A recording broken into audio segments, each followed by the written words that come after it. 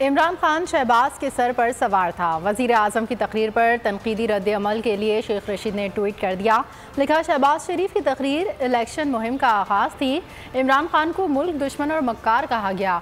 ना महंगी बिजली ना महंगे पेट्रोल का जिक्र था, सिर्फ तोशा खाना याद था। शेख रशीद ने वज़ीर आज़म की तकरीर को मायूसी, बेबसी और नाकामी करार दे दिया।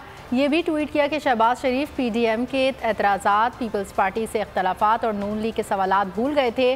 25 किलोमीटर का वज़ीर आज़म 4 सूबों को ललकार रहा था। हुकूमत सैलाब के बहाने इंडिया से तिजारत और इसराइल से दोस्ती करेगी। अब इमरान खान अहम फैसले करने पर मजबूर होगा। शेख रशीद ने पेशगोई की कि सितंबर महीने साबित होंगे।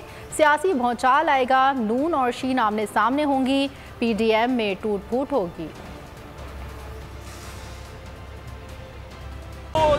एक बार फिर नंबर 1। सब्सक्राइब करें और बेल दबाएं ताकि कोई खबर रह न जाए।